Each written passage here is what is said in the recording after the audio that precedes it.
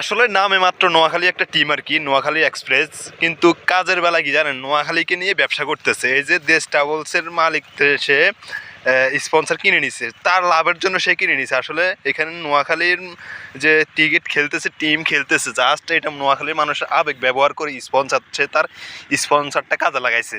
আপনারা হয়তো বুঝতে পারেন নাই যে নোয়াখালী, আপনার নোয়াখালীর প্লেয়াররা দৌড় দিবেন নাকি ম্যানেজমেন্টে দৌড় দিবেন, এটা সম্পূর্ণ হচ্ছে ম্যানেজমেন্ট।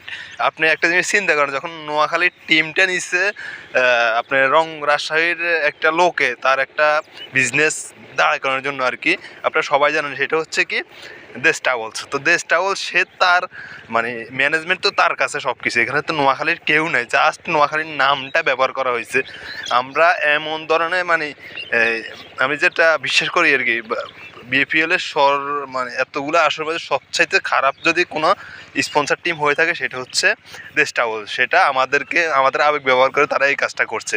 তা আপনারা যারা মানে জানেন, কেউ হয়তো সবাই জানেন কিন্তু বলতে পারতেছেন আর কি, যে আসলে কি নোয়াখালীর টিমটা এত ফালতু। নোয়াখালীর টিমটা ফালতু না ভাই, নোয়াখালীর টিমটা ফালতু, যার নাম ম্যানেজমেন্ট, তারা হয়েছে ফালতু। ঠিক আছে, আপনারা এই জিনিসটা কিন্তু মাথায় রাখেন।